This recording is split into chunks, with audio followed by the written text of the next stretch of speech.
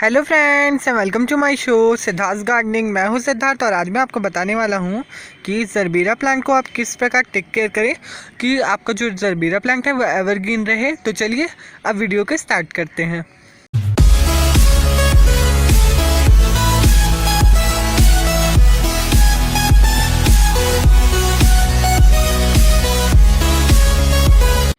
So friends, सबसे पहले start करते हैं इसकी सनलाइट रिक्वायरमेंट से। तो जरबीरा की सनलाइट रिक्वायरमेंट जो होती है बहुत ही ईजिली आप इसे मैनेज कर सकते हो। तो सबसे पहले स्टार्ट करते हैं विंटर की जो सनलाइट इसकी रिक्वायरमेंट होती है वो होती है 3 से 4 घंटे की अच्छी धूप इसे मिलनी चाहिए। कम से कम 3 से 4 घंटे की धूप मिलनी चाहिए। इससे क्या होता है कि इसकी प्लांट की ग्रोथ बहुत ही अच्छी होती है और उसमें फ्लावर्स बहुत ही अच्छी तरीके से आते हैं।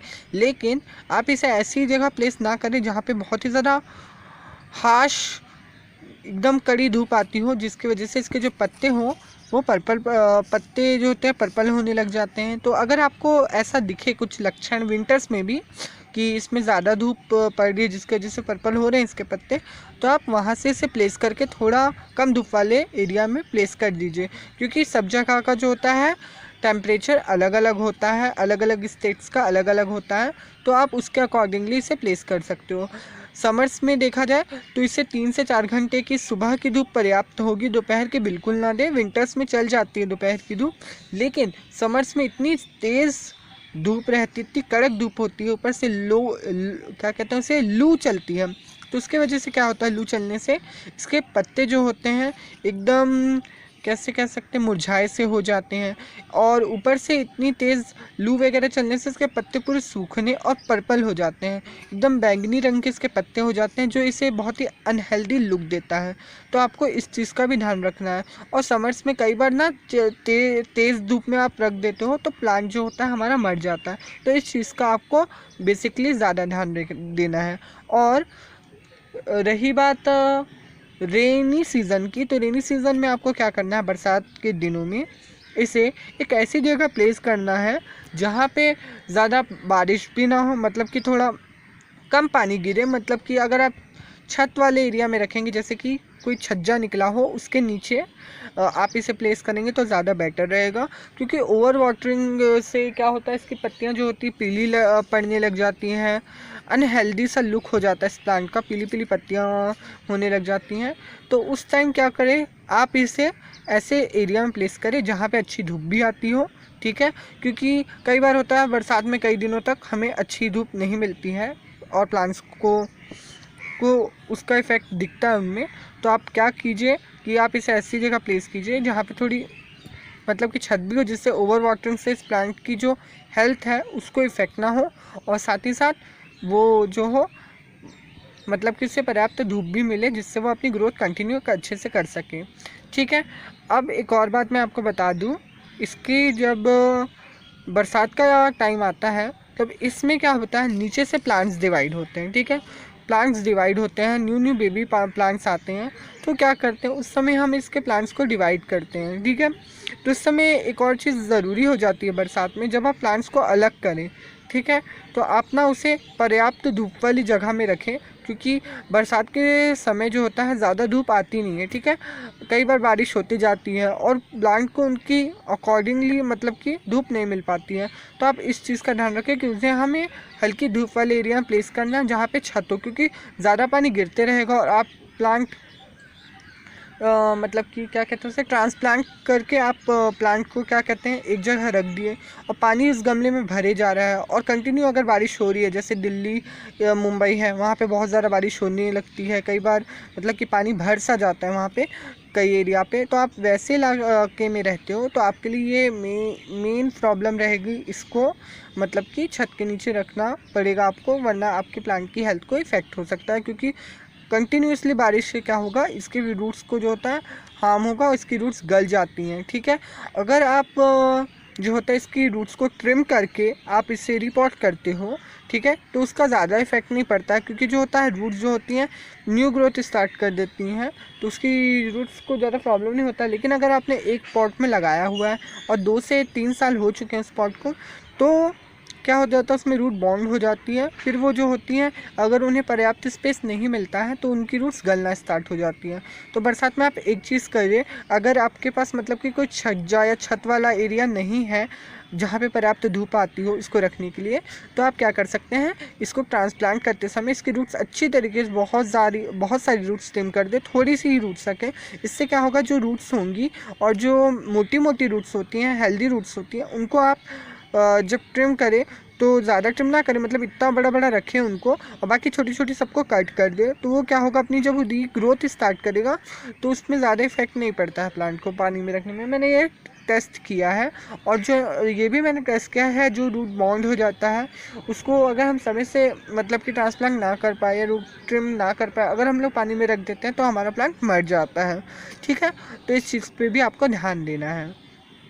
अब बात कर लेते हैं इसकी वाटर रिक्वायरमेंट। वाटर जब आपको तब देना है, बहुत ही ज़्यादा मतलब कि सबसे सिमिलर है, जब इसका सरफेस हल्का सा ड्राई हो जाए तभी। जो सॉइल का ये देखिए सरफेस है, अभी देखिए मेरी मिट्टी जो है हल्की सी मॉइस्ट है, ठीक है, और ज़्यादा पानी भी नहीं है। ठीक है, तो जब मैं देता हूँ हल्की सी मिट्टी, देखिए अभी मॉइस्ट है ना, तो कल तक इसका सरफेस हल्का सा थोड़ा ड्राई हो जाएगा तब मैं इसमें पानी दूंगा। अभी इसमें कोई भी ज़रूरत नहीं है, और देखिए इसके पत्ते देखिए खिले खिले हैं, तो मेरे को अभी पानी देने की ज़रूरत नहीं है। तो इन्हीं छोटे मोटे सिम्टम्स से आप पता कर सकते हैं आपके पानी जो पौधा है उसको कब पानी देने की आवश्यकता है। अब हम लोग आते हैं नेक्स्ट पॉइंट की ओर कि इसे गर्मी में कब पानी देना है। आप इसे गर्मी में सुबह के समय, एकदम सुबह के समय, मतलब 7 से 8 बजे के समय जो होता है इसे आप पानी दीजिए, क्योंकि उसमें क्या होता है, सूरज जो होता है, दिन जो होता है जल्दी चढ़ता है, तो उससे जो होता है समय के साथ 10 बजे के बाद जो होता है धूप में जो होता है थोड़ा सा वो हो जाता है, थोड़ा सा वो क्या कहते हैं, ज़्यादा गर्मी आ जाती है धूप में। ठीक है, उसके वजह से जो होता है प्लांट को ज़्यादा इफेक्ट पड़ता है। आपका जो पॉट होता है थोड़ा गर्म हो जाता है, जो सीमेंट और क्ले पॉट होते हैं वो गर्म हो जाते हैं, प्लास्टिक पॉट भी जो होते हैं गर्म हो जाते हैं, उनका रंग उड़ जाता है प्लास्टिक के पॉट का, इसलिए सामने से जहाँ धूप के वजह से।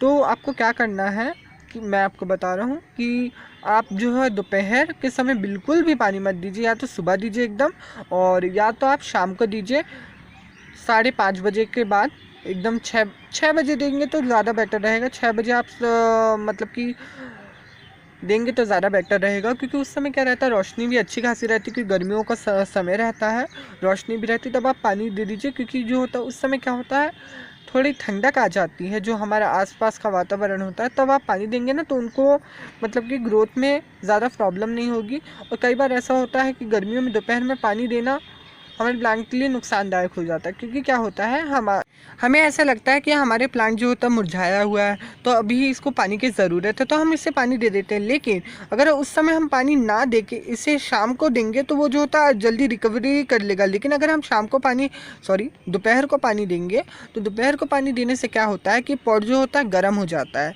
जब हम गरम गमले में, जहाँ जैसे कि ये फ्रंट है, यहाँ पे सन है, तो इसका ये फ्रंट होगा, पीछे वाला जो एरिया है, यहाँ से धूप आएगी तो ठीक है, तो वो जो होता है पार्ट गर्म हो जाता है। जैसे ही हम पानी डालेंगे दोपहर को, और तब तक टेम्परेचर इंक्रीज ही रहेगा और थोड़ा और समय तक धूप रहेगी बहुत कड़क वाली।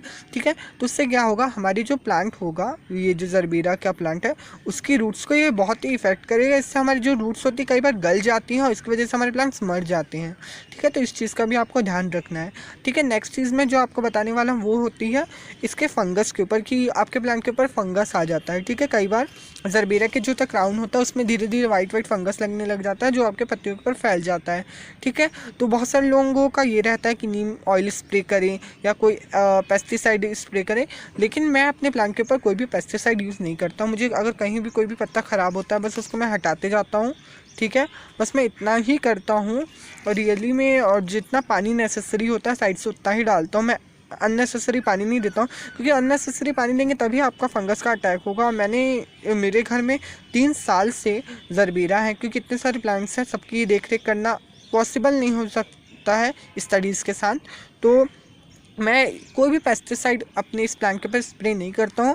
हालांकि जब मुझे जैसे कि जो गेंदे में कीड़े लगते हैं या टमाटर में कीड़े दिखते हैं, वैसा कुछ अगर मुझे अपने प्लांट्स में दिखता है तब मैं थोड़ा पेस्टिसाइड का यूज़ कर लेता हूँ। लेकिन मैंने कभी फंगस के लिए नहीं किया है, क्योंकि मैं जितना पानी नेसेसरी होता है, हल्का सा जब सरफेस ड्राई हो जाए तभी आप पानी उसमें डालो, ठीक है। अननेसेसरी पेस्टिसाइड वगैरह का स्प्रे मेरे को नहीं लगता करना चाहिए, क्योंकि मेरे प्लांट को तो अभी तक ऐसा कुछ नहीं हुआ। अगर आपके प्लांट में हल्का सा दिखता है तब जाके आप कीजिए, क्योंकि आज तक मेरे को कोई भी फंगस रिलेटेड प्रॉब्लम जरबेरा के प्लांट में, मेरे प्लांट्स में तो नहीं दिखी है, क्योंकि मैं जो ख़राब पत्तियाँ होती हैं वो हटाते रहता हूँ।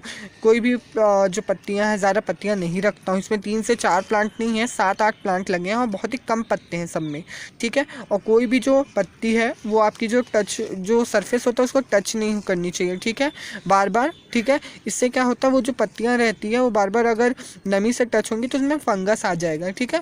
तो ऐसी पत्तियों को आपको रिमूव कर देना। और साथ ही साथ में एक और चीज़ मैं आपको बता दूं, ठीक है, जब भी आप इसमें पानी डालें तो आपको साइड पोर्शन से डालना है, क्योंकि इसके ऊपर अगर डालेंगे तब वो जो होता है नमी के कारण इसमें फंगस लग जाएगी, जिससे आपके प्लांट को बहुत ही ज़्यादा इफेक्ट हो जाएगा। और एक बार जो फंगस लग गई ना क्राउन में, तो वो जो होता है आपके प्लांट को जो होता है बहुत ही हार्म करता है। उससे आपके प्लांट का मतलब कि आपका प्लांट मर भी सकता है, ठीक है। तो उन चीज़ों का आपको ध्यान रखना है। अगर आप स्टार्टिंग में ध्यान दे देंगे तो बहुत ही ज़्यादा बेटर होगा अगर फंगस लग रही होगी, क्योंकि जब ये बढ़ जाता है ना तो इसे हटाना इम्पॉसिबल के बराबर हो जाता है, ठीक है। तो उन चीज़ों का आपको ध्यान रखना है। अब मैं नेक्स्ट चीज़ बताने वाला हूँ जो कि जरबेरा के प्लांट के लिए बहुत इंपॉर्टेंट है, कि आपको जो अननेसेसरी पत्तियाँ होती बहुत सारी आ जाती है उनको हटाना बहुत ज़रूरी है। क्योंकि क्या होता है, कई बार जो होता है हमारे क्राउन एरिया जो रहता है इसका जरबेरा के प्लांट का, वहाँ तक धूप नहीं पहुँच पाती, उसकी वजह से जो होता है कलियाँ अच्छे से ग्रो नहीं हो पाती है। तो आपको वो चीज़ कर लेनी है, ठीक है। और मैं एक और चीज़ बताने वाला हूँ आपको, ठीक है, जल्दी जल्दी बता रहा हूँ क्योंकि वीडियो थोड़ी लंबी हो रही है। ये जो नीचे से जो प्लांट है, देखिए इसको मैंने लगाया किस प्रकार है, मैं थोड़ा ऊपर से ही लगाया हूँ। देखिए पूरा प्लांट मेरा ऊपर की ओर लगा है और ये जितनी भी रूट्स हैं सब अंदर की ओर है। मैंने इसलिए इसे ऐसा लगाया क्योंकि क्या होता है, मॉइस्चर, नमी और ठीक है, प्लांट में तो होनी ही चाहिए मॉइस्चर, लेकिन जो होता है अननेसेसरी कई बार जो होता है, अब देखिए बरसात हो रही है तो मैं तो इसे हटा नहीं सकता क्योंकि मेरे पास जगह नहीं है, ठीक है।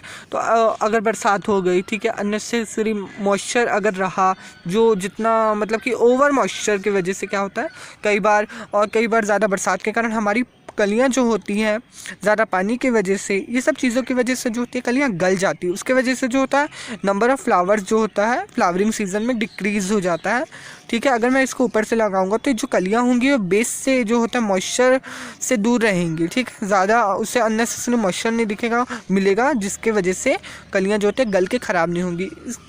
और कई बार जो होता है लोग एकदम बेस से एकदम लगा देते हैं, मतलब कि जो क्राउन एरिया को एकदम दबा देते हैं, उसकी वजह से क्या होता है जो कलियां होती हैं उनको निकलने में तो एक तो प्रॉब्लम होती ही है, इजीली निकल नहीं पाती हैं, दूसरी बात वो जो होती है गल जाती है। तो इस चीज़ का आपको मेन ध्यान रखना है। फर्टिलाइज़र की बात करें तो फर्टिलाइज़र में मैं इसे काउडंग देता हूँ और काउडंग से इसमें बहुत ही अच्छी बैक टू बैक फ्लावरिंग हो रही है। देखिए इसमें कितनी सारी कलियाँ निकल रही हैं, छोटी छोटी।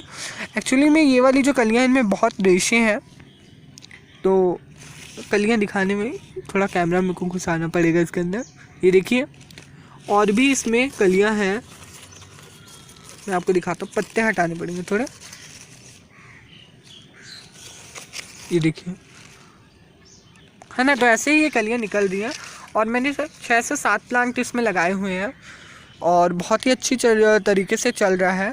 और 6 से 7 प्लांट आप सोच रहे होंगे एक ही गमले में है, दिख क्यों नहीं रहा है, ऐसा लग ही नहीं रहा है 6 से 7 प्लांट है, लेकिन मैंने 6 से 7 प्लांट लगाए हैं, लेकिन मैंने उनको अलग नहीं किया है, एक्चुअली में एक दूसरे से वो अटैच है, लेकिन वो 6 से 7 प्लांट है। ये देखिए ये एक प्लांट है, ये देखिए एक जो है, ये जो होता है इसको हम लोग क्या कह सकते हैं, अंदर जो रहते हैं ना ये एकदम रनर्स के जैसे बढ़ते रहते हैं, जैसे कि सेवंती में जो रहता है, सेवंती के नीचे से जैसे प्लांट निकलते हैं वैसे ही एक दूसरे में डिवाइड होते रहते हैं। इसको बाद में काट के अलग से हम प्लांट बना सकते हैं, इसकी रूट्स नीचे हैं, ठीक है। तो ये जो होता है एक बड़ा सा प्लांट है जो कि आपको दिख रहा है, कितना मैच्योर प्लांट इसमें लगा हुआ है, ठीक है। ये देखिए कितना लंबा, ये देखिए यहाँ से यहाँ तक ये ऐसे बढ़ा हुआ है, ठीक है। तो ऐसे हमारे पास यहाँ पे 7 प्लांट मैंने लगाए हुए हैं। सो वीवर्स, फर्टिलाइज़र की बात रही तो मैंने इसमें काउडंग देता हूँ, और अगर आप चाहें तो इसमें हफ्ते में एक बार NPK दे सकते हैं, लेकिन मैं NPK नहीं देता हूँ क्योंकि मैं जो होता है इनमें ऑर्गेनिक फर्टिलाइज़र देता हूँ, जिसमें मैं जो भी वेजिटेबल का वेस्ट होता है घर से निकलता है, और जितने भी फ्रूट्स के छिलके हो गए, बनाना फर्टिलाइज़र देता हूँ, तो ये सब चीज़ों से मैं देता हूँ, जिसकी वजह से, और जितना भी गार्डनिंग वेस्ट होता है जैसे पत्तियाँ हो गई, फ्लावर्स हो गए, तो उन सबको मैं एक ही मटके में डाल के उसमें पानी डाल देता हूँ, उसमें गुड़ डालता हूँ, यूरिया डालता हूँ। ठीक है, इसकी वजह से क्या होता है, बहुत ही अच्छा मेरे पास ऑर्गेनिक फर्टिलाइज़र बन जाता है, जिसको मैं अपने प्लांट्स में देता हूँ, उनकी ग्रोथ अच्छी होती है।